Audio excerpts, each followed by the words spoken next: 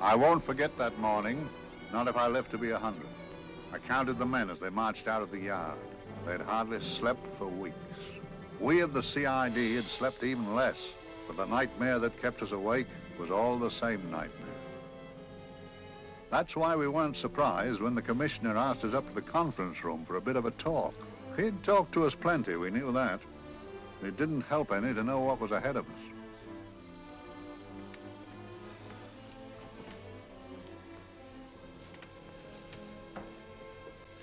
Must we have that window open, Gregson? Oh, shut it if you want to. Chief will be in enough of a temper without having a ruddy blast down the back of his neck.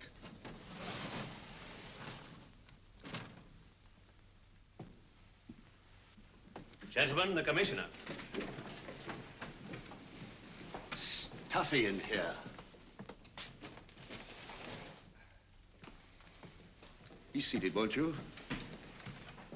Gentlemen, if you wish to know what able men you are, read any of the works of popular fiction that glamorize your achievements, but don't, I beg of you, read the daily papers. They might give you an inferiority complex. I hate to mention it, but we're confronted with a series of the most atrocious murders since Jack the Ripper. And in the meantime, the CID might as well be playing at shove-hate-me for all the good we've accomplished.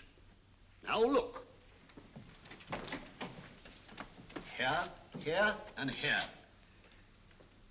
Each of these red flags scattered through the city stands for a woman brutally murdered, a woman's terror, a woman's death agony. These are no ordinary crimes. These are the works of a fiend who kills first and mutilates afterwards. A ghoul who hacks off a part of his victim body and carries it away with him, a loathsome souvenir of his butchery. 3 women murdered so far, and you haven't turned in one clue. You haven't given me one lead. Here you sit and wait for news of a 4th victim, with your arms folded.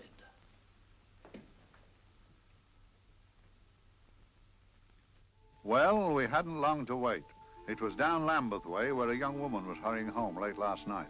She saw something and stopped. It was a constable.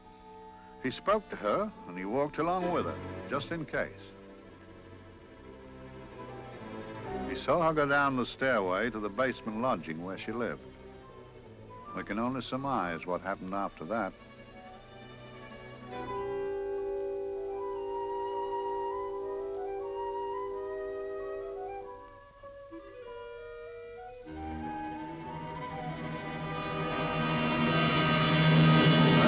My pride in my pocket and went to see the man who'd so often helped out Inspector Lestrade and myself in the past, Mr. Sherlock Holmes.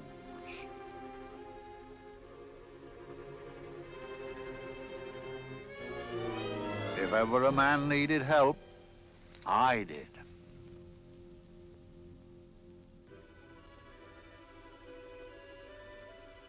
This makes 4, Inspector.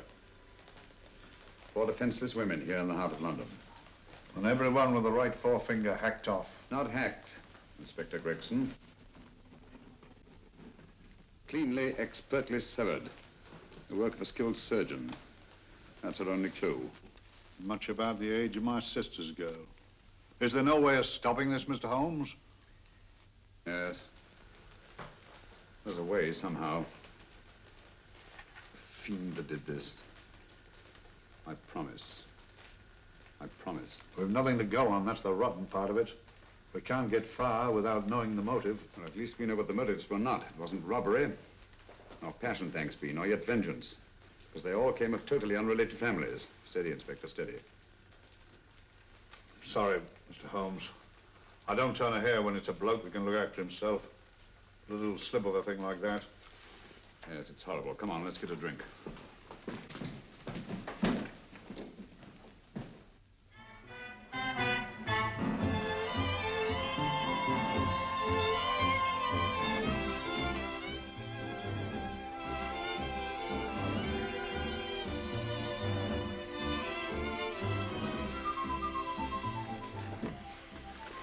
Good evening, Mr. Holmes. Good evening, Vincent. Whiskey and soda, please, and a double for my friend here, Inspector Gregson. Very good, sir. Make mine Irish. Decent of you to give me a hand with this thing, Mr. Holmes. Always a pleasure to be of help to Scotland Yard, Inspector. Little out of my line, looking for a maniac who murders just for the fun of it. Or perhaps just to get a human finger. In all 4 cases, the murderer risked capture by stopping to secure a finger. Wonder what for? Who knows? He's just a madman. Perhaps there's method in his madness. If we could just trace those missing fingers. If we could just drain the English Channel, we might find a penny. Huh? Oh, thank you. You may keep those, Mr. Holmes. Thank you.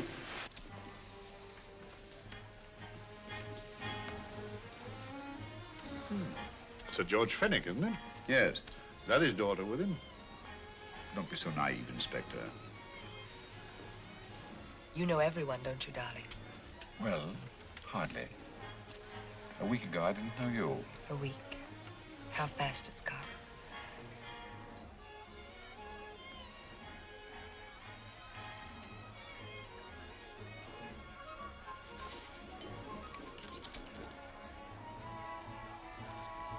I collect these things.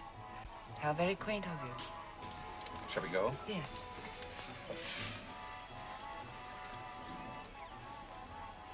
What are you looking at, Mr. Holmes? Looking at a very handsome woman. Not drawn to the purple, but giving an excellent imitation.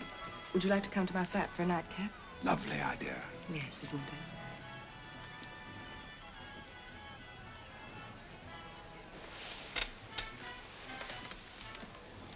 Wonder where she's taking Sir George Fenwick. Don't be so naive, Mr. Holmes.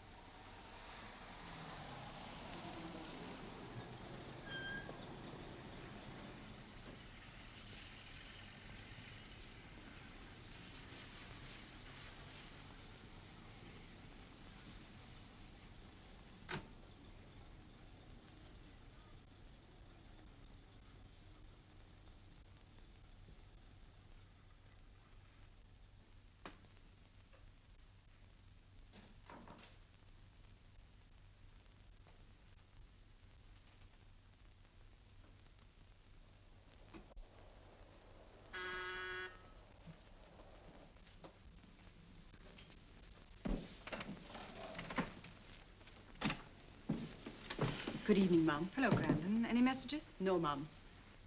Thank you. Drinks, Grandon. One of your nice surprises. Yes, Mum. I say, you don't mean that, Grandon's a marvel, aren't you, Grandon? Yes, Mum. You wouldn't believe the things she can do. Ah, charming place. Delightful. Really? Do you think so? I'm so glad. Do sit down. Do you mind? Do I mind? What a question. I don't mind anything, really. Except not being with you. Now, you really don't want me to believe that, do you? Not too seriously. Good. We're both quite grown up, aren't we? Quite.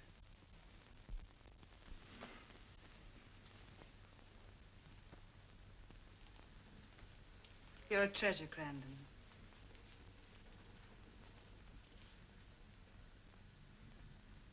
And lower the lights a little as you leave.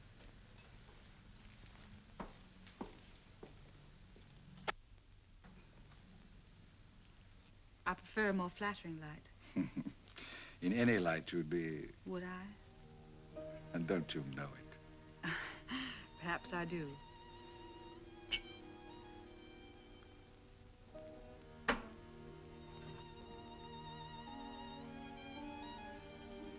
Oh, that priceless woman. You wouldn't believe it, but she's absurdly romantic. She loves dreamy music, and she thinks that we... But we do, don't we? Do we? Well, it's rather soothing, restful. Yes. And we all need rest at times, like tired children who've played too long. You've played with wooden soldiers, I suppose. Funny. Hadn't thought of that for years. Toy boats were my special joy. Anything I could set afloat anywhere. Like this. And this. Toy boats sailing into the Never Never Land. The land of beautiful dreams. Look. Look, odd, isn't it, how the light is reflected? Little specks of light that move and move. Like stars on a slowly moving stream.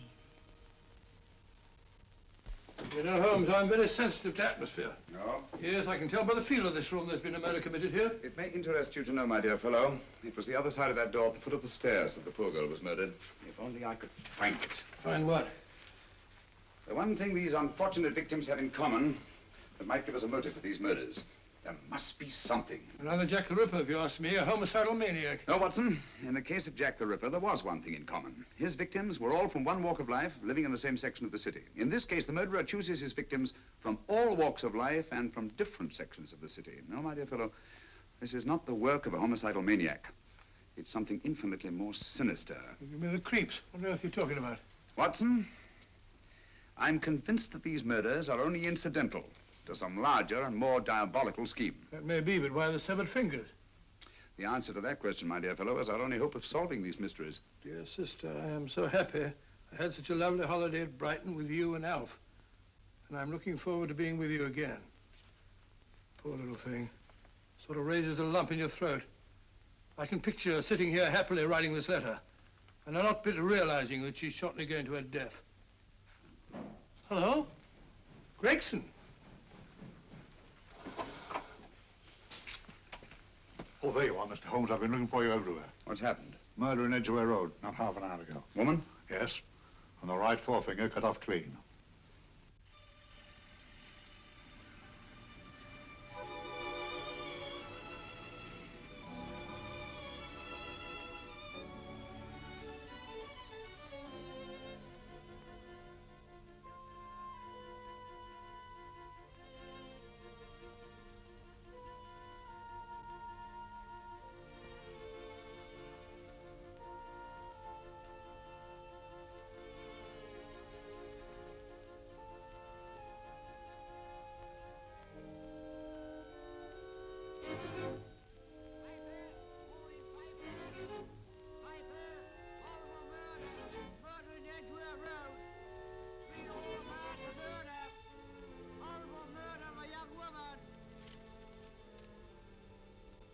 Piper! Horrible murder, Piper! All about the murder! Morning, Piper! All about the murder! Piper! Horrible murder! Another young woman found murdered, Piper, sir! Horrible murder, Piper! Piper! Read all about it! Get your Piper! Murder in Edgware Road! Horrible finger murder.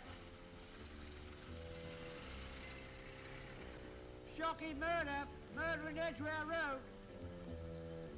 Horrible murder of a young woman. Read all about the murder.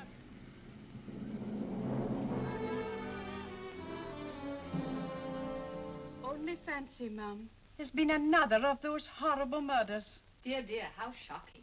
Yes, Mum. I really don't feel quite safe here myself. Oh, dear.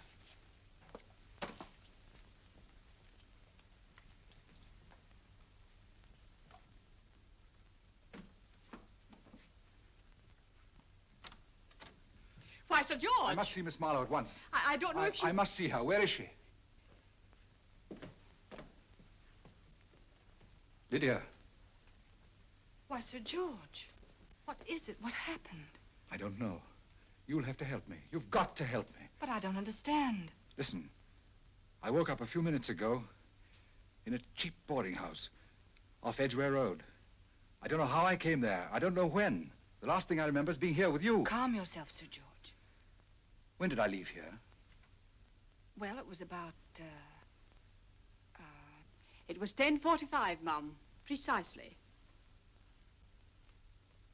You seemed, forgive me, just a little distressed. Detached, not interested. I thought I'd said something to offend you. I don't remember. I can't remember. Tell me, has this happened to you before? Before? Well, there is such a thing as amnesia, you know. If it was 10:45 when I left you, it was 9 this morning when I woke. Over 10 hours lost. 10 hours that I can't account for. And in my pocket when I woke, I found... Yeah, in my pocket. That isn't... Oh, it's not for you, of course. It can't be. Excuse me, Mum, but there's a man asking to see the gentleman. Send him away. Yes, Mum. No, please. I'll see him.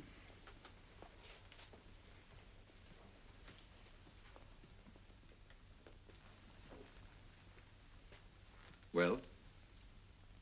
Delightful room. Not much like the place you woke up in this morning. You followed me here? Yes. Are you a detective? Oh, no. Quite the contrary. Don't be afraid, Sir George. You know my name? Oh, yes. A very old and highly honored name. And being the bearer of such a name, and also a very wealthy man, I thought you might care to possess yourself of this trifle. Rather than let it fall into the hands of the police. It is yours, if I'm not mistaken. The initials, GF. Where did you get this? It came out of your pocket. I saw it fall, but you never noticed. You were very busy, bending over something with a knife.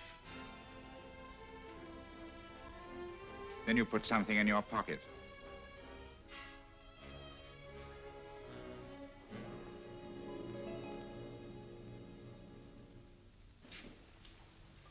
Come along, Holmes, come along, come along.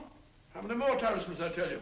You're missing a treat. This is delicious. Little jam tarts to follow. Aren't you tempted? You and your flesh pots.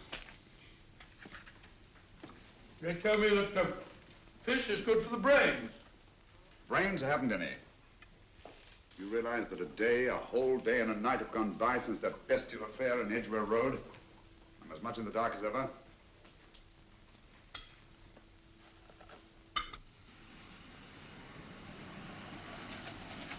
Hello, here comes a client, unless I'm very much mistaken.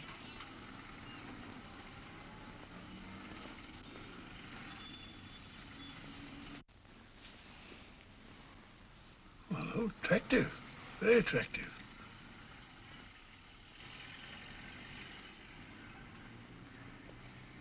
Obviously, she left home under the stress of some very great emotion. How do you know that? She isn't wearing any gloves. A startling omission in a young lady of fashion. Oh, she didn't put her coat on. Open car, too.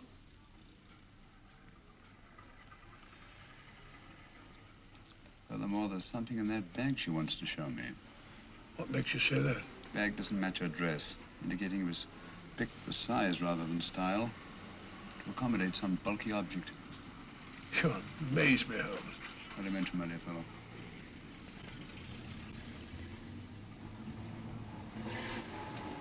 Well, that's interesting. What is? A cab, turning at the empty house.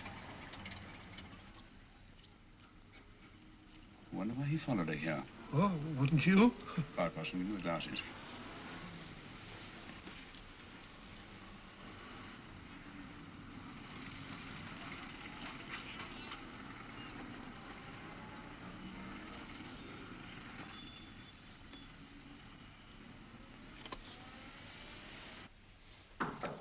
Well, we shall soon know. Yes, Mrs. Hudson? It's a young lady, sir. Most urgent. Ask her to come in. Go right in, miss. Mr. Holmes? Yes, this is my friend, Dr. Watson. How do you do? How do you do? Mr. Holmes, you must excuse me, please. Yes, well, won't you sit down? Come along. May I? It's quite all right. Thank you.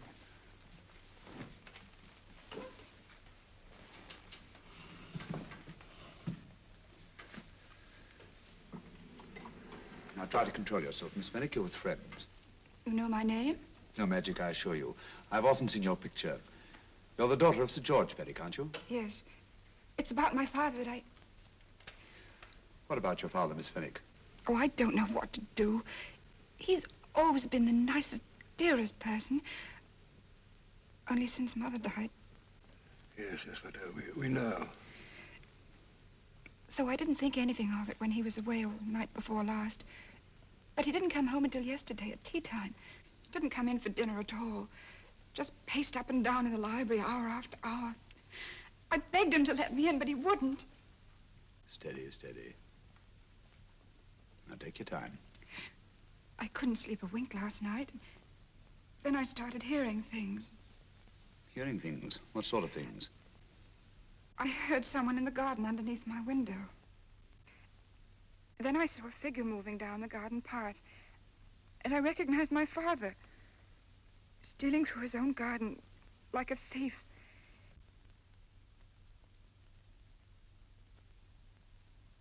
He had a spade in his hand, and he stopped by the greenhouse where he started to dig. This morning, at daybreak, I stole out into the garden and I found this.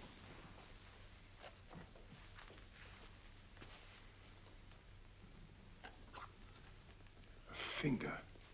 A human finger. Bring up Scotland Yard, will you, Watson? Ask them to get hold of Inspector Gregson and tell him to meet us at once at George Fenwick's house, Kingston. Operator, get me Scotland Yard quick.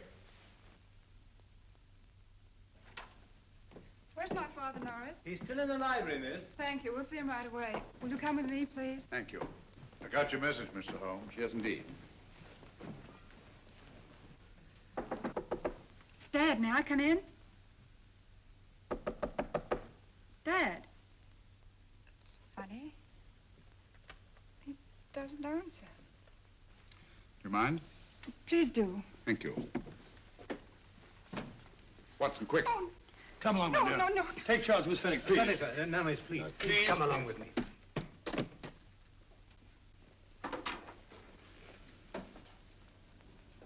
Dead? Yes. What do you make of it, Doctor? Shot in the back between the second and third ribs. The bullet undoubtedly penetrated the heart. Look at the powder marks on his coat. I was afraid of this. What do you mean? Don't you remember the man in the cab who followed Miss Fenwick to Baker Street? Well, you don't think he had anything to do with it, do I you? think it's reasonable to assume that he tipped off someone that I'd been sent for. Sir George has obviously been murdered to keep him from telling me what he knew. What was the weapon used?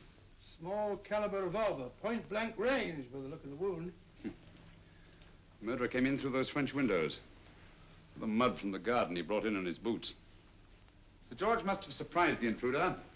Passed the room to him here. What follows we can't tell. But from the location of the wound, I'd say that he turned his back for a moment, and as he turned, the muzzle of the revolver was placed between his ribs and one muffled shot fired. And you mean to say he kept on going, even after he was shot? There's no doubt about it. Look there. The trail of blood leads us back to the desk. Something Sir George was after. Something. I know. He was trying to summon help, poor chap. I don't think so, Watson. There's the bell pull by the fireplace. No, you'll notice from the trail of blood that Sir George made straight for this desk here. I wonder, there was something he was desperately anxious to get. Hello. His right hand's clenched. That's perfectly natural. Death agony. The left hand lies open. Why only one hand clenched in the death agony? The right hand, the hand nearest the desk. Please note that. If Sir George took something off this desk, something so important that he spilled his last drop of blood to get it, I want to know what it is.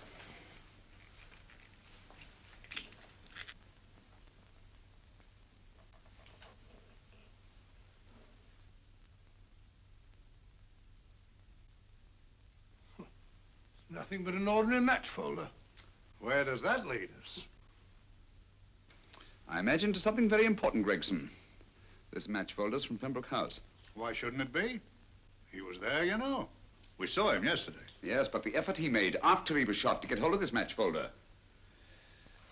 It's just possible he wanted someone to remember Pembroke House. He may have wished to recall it to someone who saw him there. Someone who, like ourselves, saw him with a woman.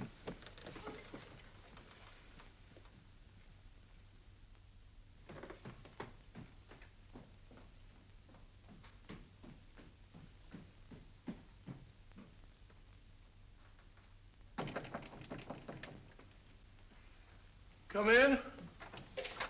Oh, Dr. Watson, this came by hand for Mr. Holmes not 10 minutes ago. Thank you, Mrs. Hudson. That would be the report from Mr. George's bank. Report from Sir George. Oh, really? Don't you remember his daughter told us that he'd just closed his account? Had it looked into at once.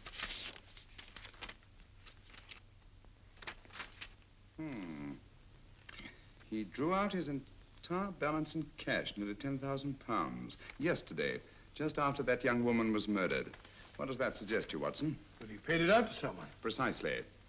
I smell the faint, sweet odor of blackmail. You don't think he paid it out to someone who saw him murder the McLean woman? Sir George never murdered anyone. But he did have that woman's finger, and he evidently did have and pay out a lot of cash. That's the terrifying part about blackmail, Watson. The victim is afraid to fight the accusation, no matter how false. Once the accusation is made, his name is smeared, and sometimes his life is ruined. Well, Sir George didn't commit these murders. What fiend did? I rather think they're not the work of any one man. Oh, come, Holmes. You don't expect me to believe there's a whole organization going about killing people and chopping off their fingers. No, it's possible, quite possible. Well, whoever's behind all this thing must be out of his mind. On the contrary, my dear fellow, if my assumptions are correct, this little scheme has behind it the most brilliant and ruthless intellect the world has ever known. You don't mean Professor Moriarty? I do. Oh, steady, Holmes. You've got him on the brain. This is the third time in as many months you've suspected him of unsolved crimes. He's dead, you know. Is he? Is he? You know he is. He was hanged in Montevideo, well, over a year ago. I know that someone was hanged in Montevideo under that name.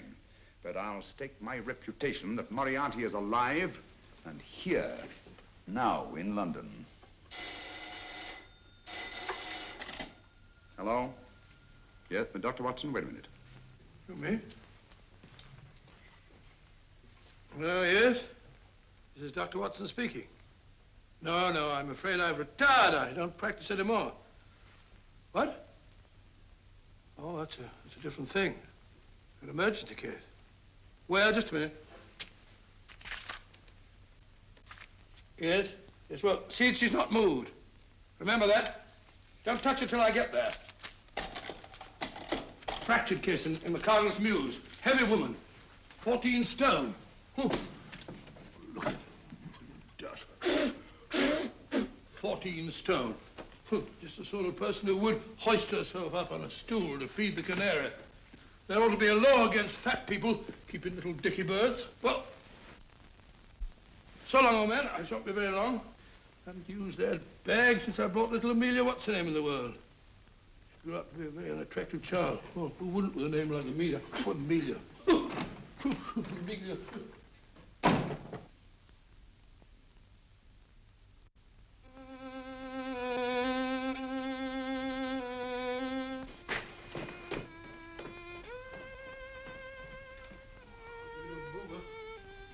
People so stupid about accidents.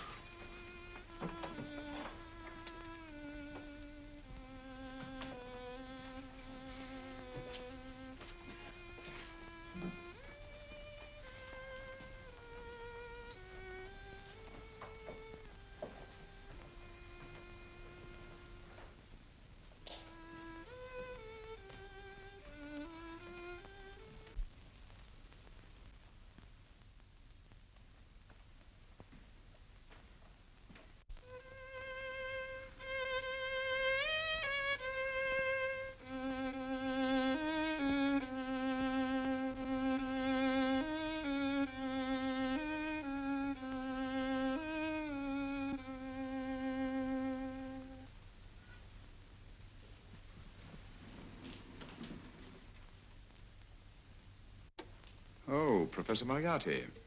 Not that I wish to appear inquisitive, but to what am I indebted for the pleasure of this visit? Scotland Yard will be interested. It's very convenient for me to have Scotland Yard think that I'm still dead in Montevideo. I never dreamed of fooling you. Thank you. The thought occurs to me, Mr. Holmes, that there are some advantages in living within the law. You're very comfortably fixed here, aren't you? As I get on in life, the little comforts appeal to me more and more. Oh, I beg your pardon. Won't you sit down? Thank you.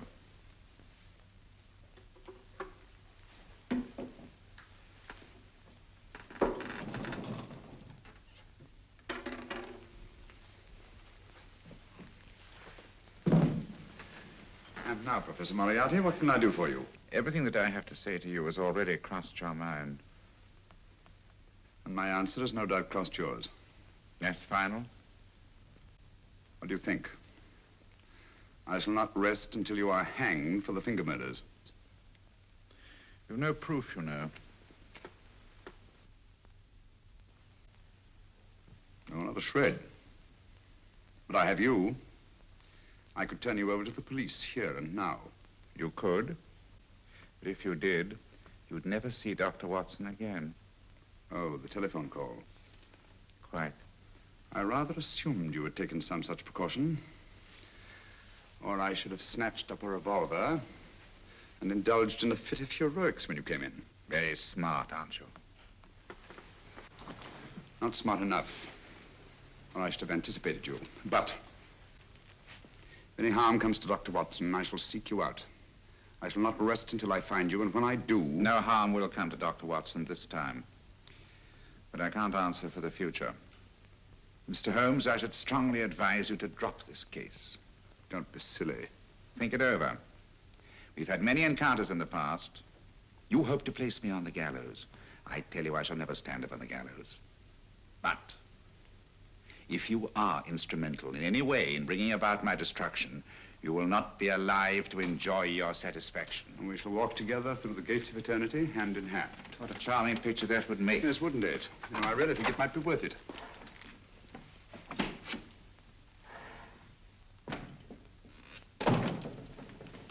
Shoelaces, Governor? Tuppence a pair. And strong enough to hang yourself. How many more times must I tell you I don't want your filthy shoelaces or your company? Shoelaces, Governor? Blasted impertinence. Run along, my good man, or I'll give you in charge. Shoelaces, Governor? Shoelaces, Governor? Help a poor bloke. What's only got one arm? Any luck with Mr. Holmes? You can read his obituary in tomorrow's papers.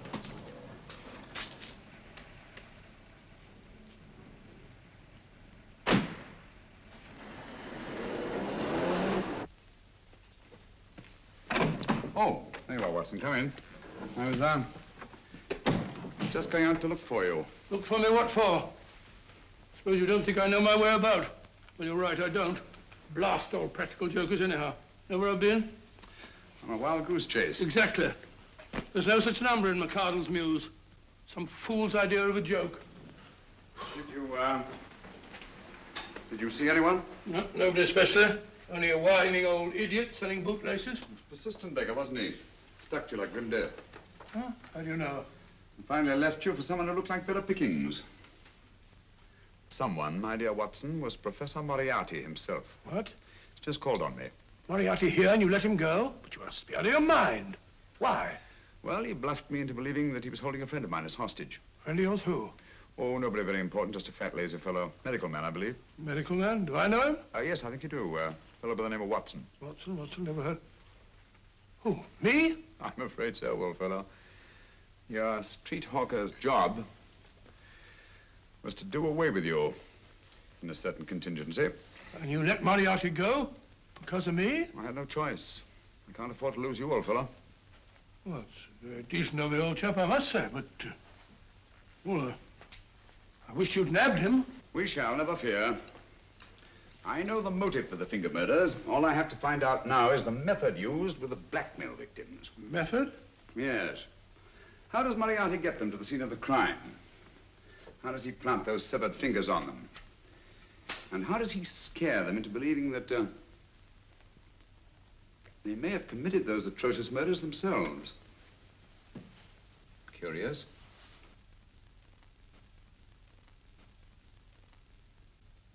Very curious. Huh? Curious? What's curious? That window in the empty house across the street. First floor front. Huh? What's wrong with it? It's open. Well, shouldn't it be open? Well, it wasn't open half an hour ago. I'll stake my life on that. Well, it's not our business. Let it stay open. I wonder if you'd go over, old fellow, and see what's the matter. Oh, trespassing. It's against the law. Very well, I'll go myself. Oh, well, if you're going to put it like that, ridiculous waste of time. Going about shutting windows at this hour of the night. Yeah, you better take this torch. Well, take what? Dignified job for a doctor. Dr. Watson, the torchbearer. And what do you propose to do? Sit in a comfortable chair, I suppose, and read a good book? That's a very good idea. Yes, very good idea. While I play night watchman, you have a nice read. Mm-hmm. Good night. Have a good time. Have a good time. What do you mean, have a good...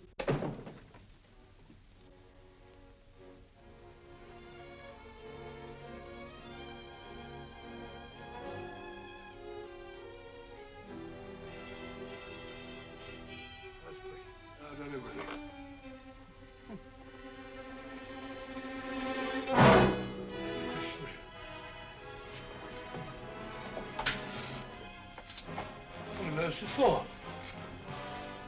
Oh, umbrella stand. Pretty little thing to keep about the house. Must have been a pet.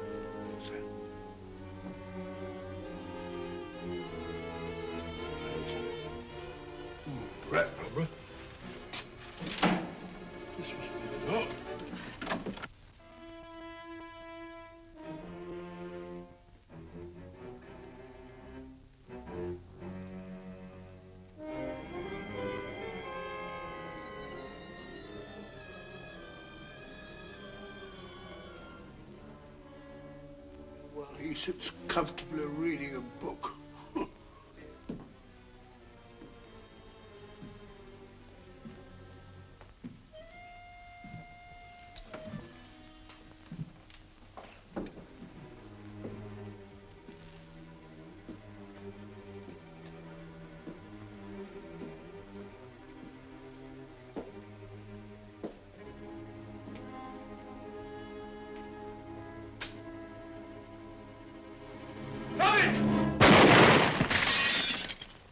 He killed Holmes! He killed Sherlock! Watson. You? But I saw him shoot you a second ago. Not me, my dear fellow. Merely the bust of Julius Caesar.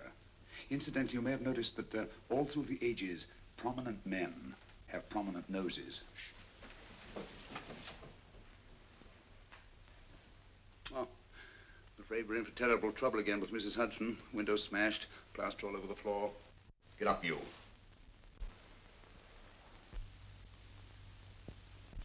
Corporal Williams, Middlesex Regiment.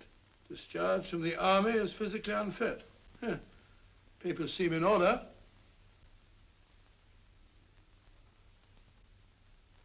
Now, Corporal Williams, you've seen service in the Far East, haven't you? The East? I thought so. Look at his complexion, Watson. Yellow as saffron. He's been taking atabrine. Cure for malaria. Sniper, aren't you? Sniper. Why did you try to kill me? I had to kill him. I had to. Oh, snap out of it. Stop it, Watson. He's shamming. No, he isn't. Who told you to kill me? She told me. She told you? She told me I couldn't miss. Well, luckily you did miss, you murderer. He isn't a murderer, Watson. Listen, Corporal Williams. She told you you had to do it, didn't she? I had to do it. I've got it, Watson, I've got it. Got what? The method used in the finger murders. Well, what is it? Hypnotism, my dear fellow, hypnotism. And it wasn't against his nature, that's the devilish part of it. They picked a man for their purpose whose job was sniping. Who are they? Professor Moriarty and his finger murderers. Williams spoke of a woman. I think you'll find that she asked him home tonight for a drink. Nice quiet rooms, soft lights, music. You've got it all pat, Mr. Holmes. What's the lady look like?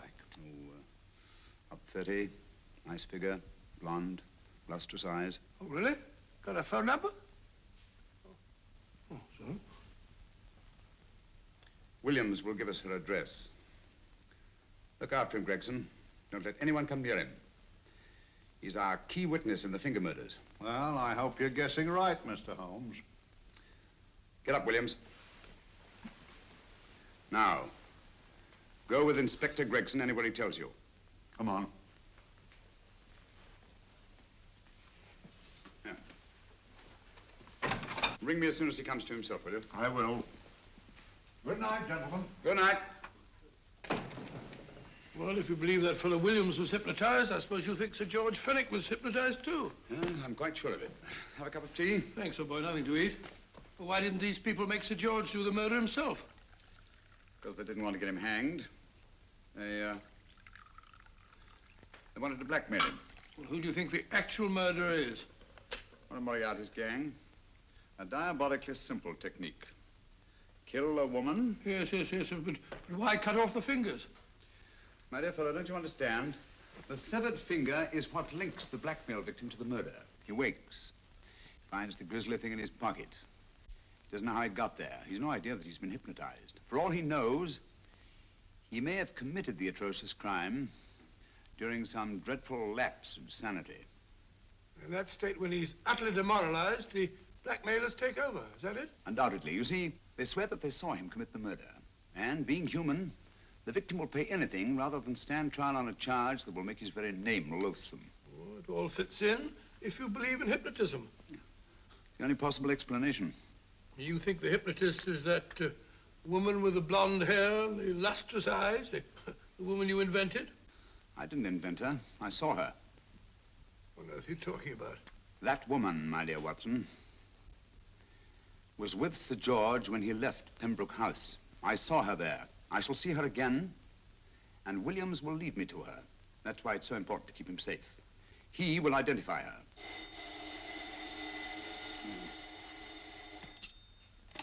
Hello? Yes? Inspector Gregson? What? Well, get every constable in the district. Yes, I'll be over at once. What's happened, Holmes? Williams is missing. Great Scott! Come on.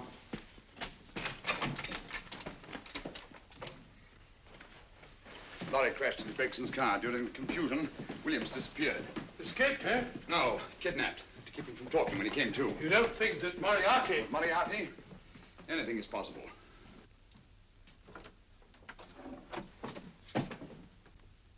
Williams! Dead. You see, anything is possible.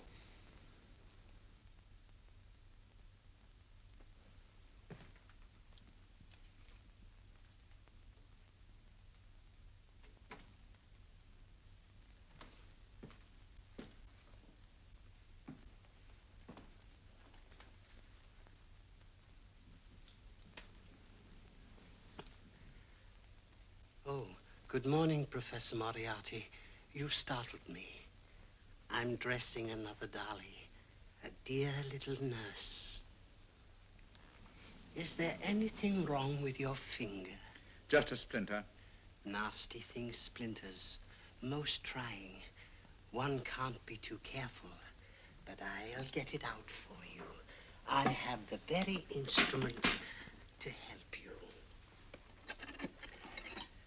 Sharp enough to split a hair. Put those tools away until they're needed. But they're not tools, sir. They're instruments. Put them away. Is Lydia in? Yes. But really, you should let me. Get dressed. Holmes and Watson just left Baker Street for the Mesmer Club. Mesmer Club? The meeting place of all the top hypnotists in London. Do you suppose that Mr. Holmes is onto our method? If he suspects, it's merely a suspicion. It's our business to see that it ends there. I hope you're right. Williams passed away before he could talk, remember? What do you want me to do?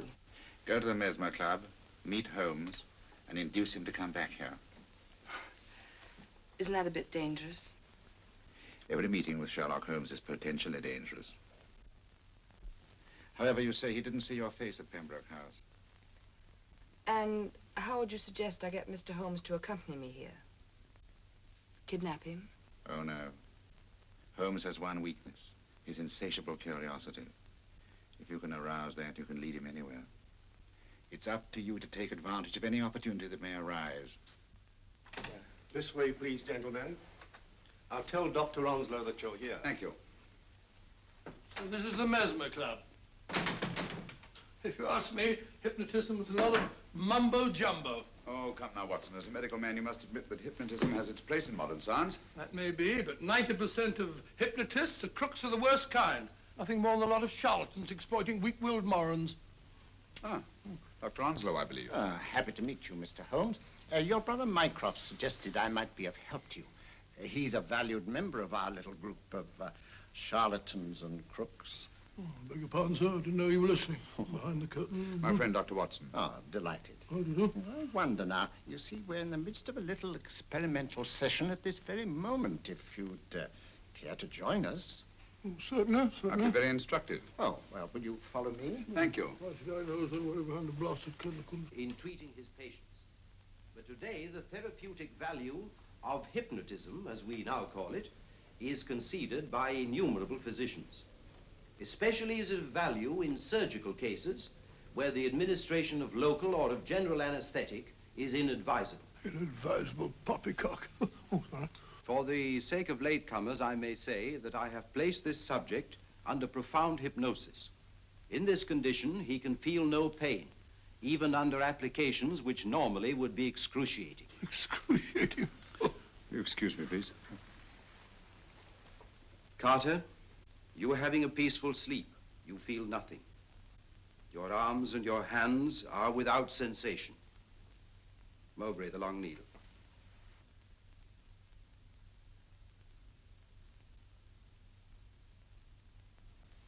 Carter, give me your right hand.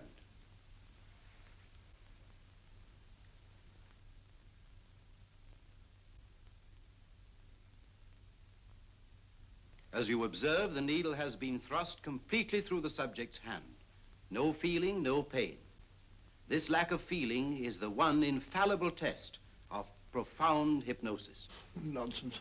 Fellow's full of drugs. Oh, isn't he? Definitely not, Doctor. Wake up, Carter, wake up. You feel well and rested, remember. No pain anywhere. Wake up, wake up.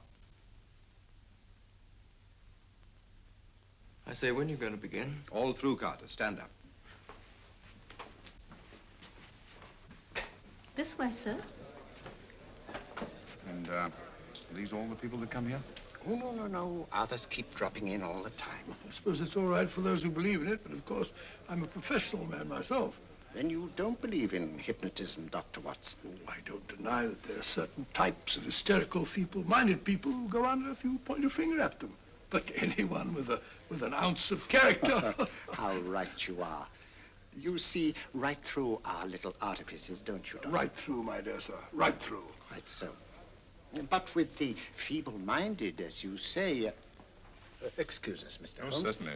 Step over here, won't you? Certainly, sir. Anything to oblige. Let me show you how easily we charlatans take advantage of them. Now, sit down, Doctor.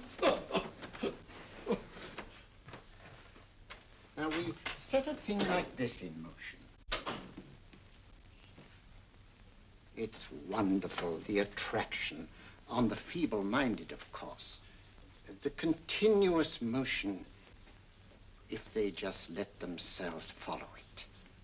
Of course, you could stare at it till doomsday, Dr. Watson, with no effect at all. Still, it might make you a little drowsy, like the white ribbon of road at night when you're driving. The rhythm is smooth, unbroken, and the road goes on and on, round and round, always the same, winding and winding. And you're drowsy, you're tired. Let the road come into you, as it were. The long road, the smooth road, the road to sleep. Sleep.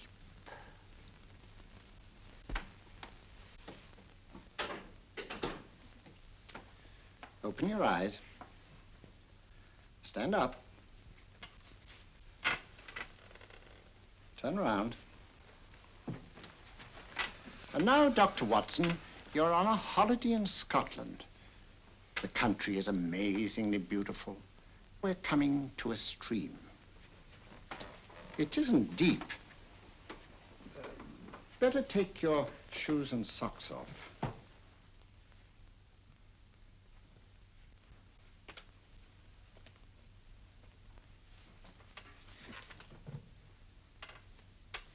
Roll up your trouser.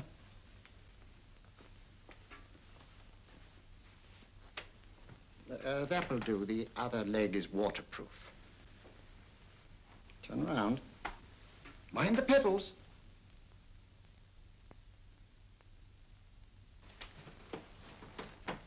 Sit down.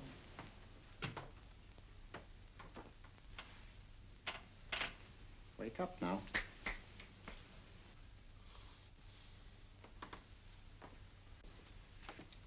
Yeah, you see? What did I tell you? It didn't work with me. Why, nobody with an ounce of character.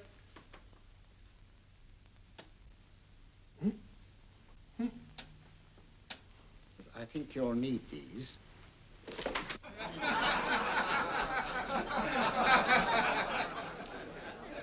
Nothing to laugh at. Watson, she's here. Oh, the woman you're looking for? Yes, I'm going to meet her. Perhaps I can induce her to take me to Moriarty. Do you think it's wise, Holmes? It may not be wise, but it's essential. After all, I've held me on with Moriarty in the past. But isn't it dangerous? She might be a hypnotist. If my will isn't stronger than hers, I deserve to be hypnotized. I feel I must protest, Dr. Onslow. I was told this was a gathering of serious students of a great science, and I find myself in a company of buffoons. Oh, my dear madam. Elliots and Esdale Braid. Were those men martyrs for the truth, that you may laugh over your childish, cruel tricks? I must say I'm in complete agreement with you, madam. This was most unnecessary performance, Dr. Onslow. Beg your pardon, sir. My name is Holmes, Sherlock Holmes. At your service, madam. Thank you, Mr. Holmes. I'm afraid I've created a rather embarrassing situation. But you see, I'm interested in the serious study of hypnotism. So am I, too. Perhaps we have something in common, Mr. Holmes. Perhaps we have. Do you join me for a cocktail at Pembroke House? I should be delighted. Good.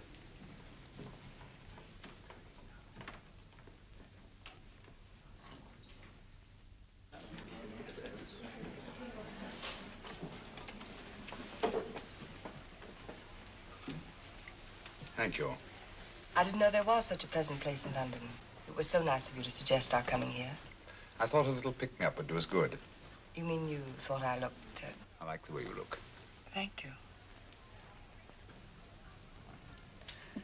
I suppose I did lose my head a little at the Mesmer Club. But you see, hypnotism is almost a religion with me. I know so well what it can do to help and heal. And I can't bear to see it used for trivial purposes. I know very little about it. That's why I went to the Mesmer Club. You see, I'm rather puzzled just now with the case that I'm working on. How fascinating. Tell me about it. It's the murder of Sir George Fenwick. Fenwick? Who's he? Quite a well-known figure.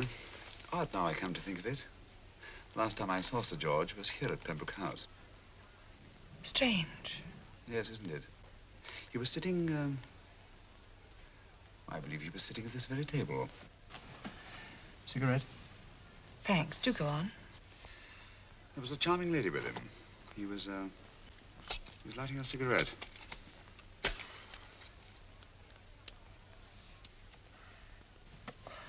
Charming.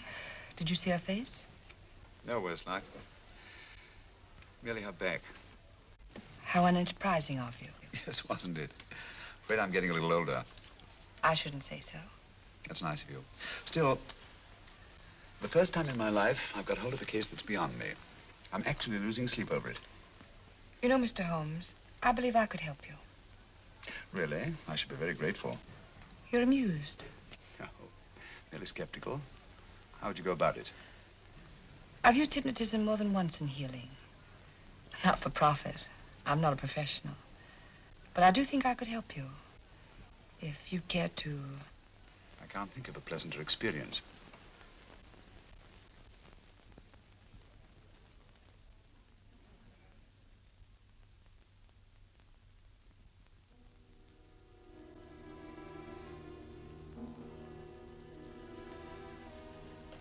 Low lights, music, is that all there is to it? You must relax, Mr. Holmes. I'm afraid you're a rather difficult subject. So I thought perhaps a little help. Materia medica might be advisable. Drugs?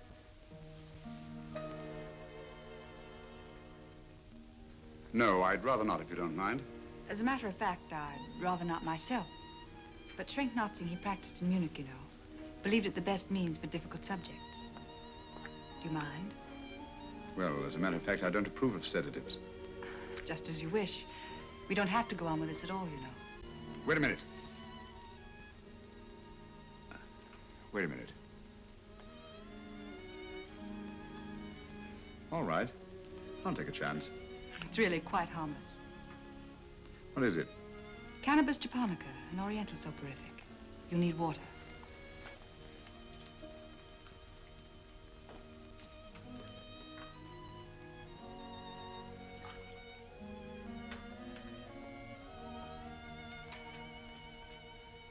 Thank you.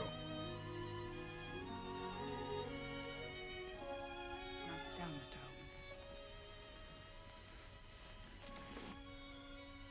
Holmes. You'll feel yourself growing drowsy.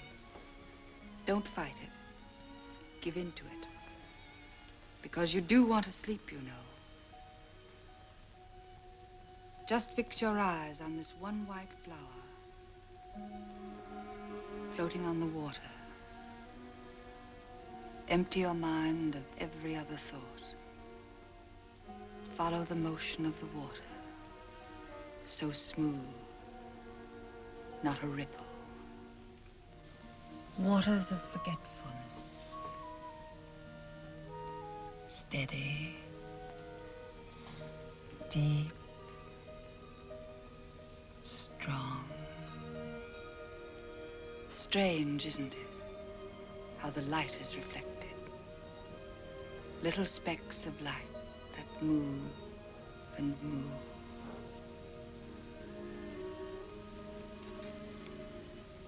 It's restful here.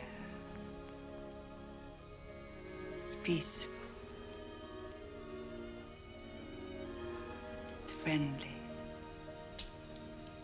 And you're very close to finding what you're looking for. You'll find them soon now. The guilty ones. When you're rested, gentle waters closing over you. Steady, deep, strong.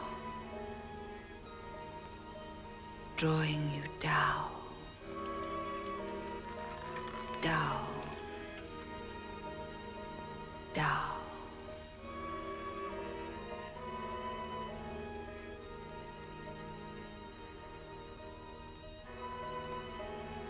Sleep. Sleep.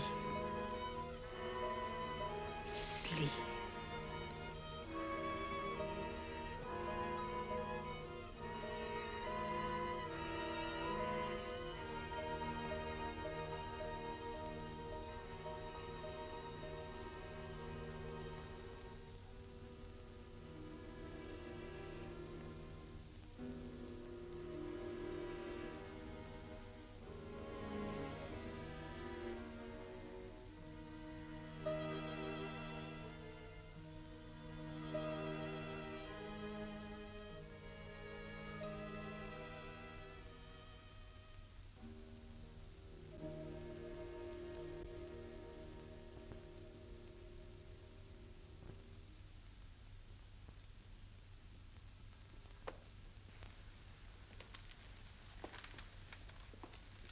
Here he is, Professor Moriarty.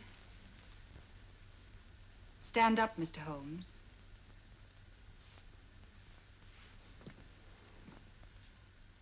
Open your eyes. Face this way. Are you satisfied? We are dealing with a clever man. He may be shamming. There's just one infallible test for profound hypnosis. You ready, Dr. Simnel?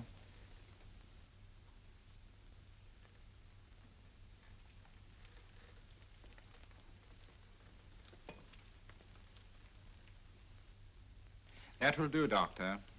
He couldn't fake insensibility to the knife. I congratulate you, Lydia. Turn round, Mr. Holmes. Now walk to the desk.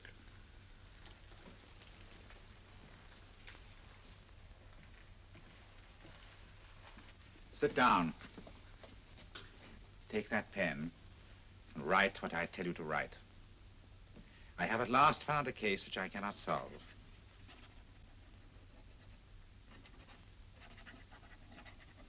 I have outlived my usefulness.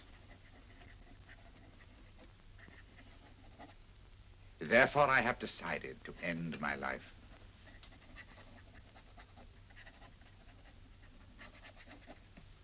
Sign your name. Now blot it.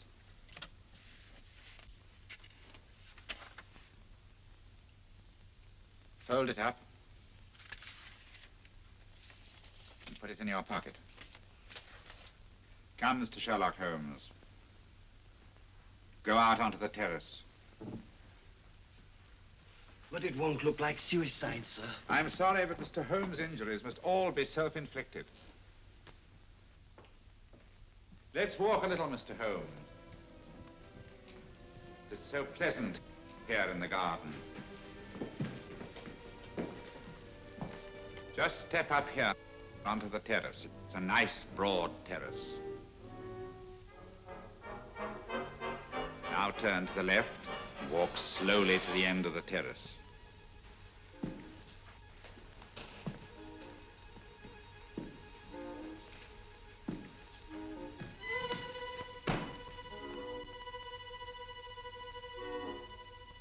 Don't stop. You must walk to the end, you know.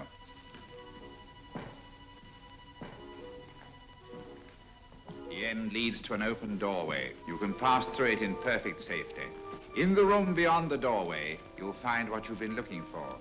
Must you drag this on? This is the moment I've been anticipating for a long time, my dear. Go on, Mr. Holmes.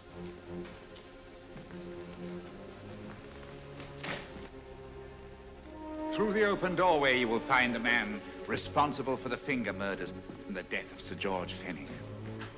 Professor Moriarty. Holmes! Stand still. What a beautiful view, Watson. I'm quite enjoying it. No, you're not. You're hypnotized. You're under a spell. Stand still. Don't move. Steady, Holmes. Steady does it. Stand perfectly still where you are. Nonsense, Watson. You don't know what you're doing. Of course I know what I'm doing. You mean you're not hypnotized? Certainly not. Then get off the wall, you idiot. Oh, look out! Holmes! Dear fellow. What were you doing up there? Holding the fort until you arrived. What kept you? Well, I ran into a spot of trouble on my way to Scotland Yard. I was arrested for exceeding the speed limit. Your luck seems to hold, Mr. Holmes. I'd hardly call it luck, Professor. You see, I substituted a drug of my own for the one that this dear lady pressed on me. You are clever, aren't you? A drug that, although it leaves the subject conscious, renders him quite insensitive to pain. That accounted for my lack of reaction to Dr. Simnel's knife. Well, Gregson, quite an impressive haul. Even Inspector Lestrade himself couldn't have done any better. Thanks, Mr. Holmes. Take him away. All right, put her in the van. I was right, Mr. Holmes. You are a difficult subject. Thank you. And now, Professor, our score is settled. Au revoir until I see you on the gallows. The rope has not been made that'll go around my neck. Come on.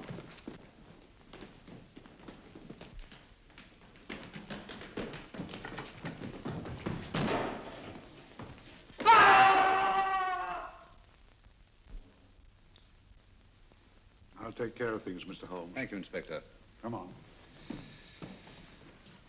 An evil man, Holmes, but what a horrible death. Better than he deserved. What are you thinking of? I'm thinking of all the women who can come and go in safety in the streets of London tonight. Stars keep watch in the heavens. And in our own little way, we too, old friend, are privileged to watch over our city.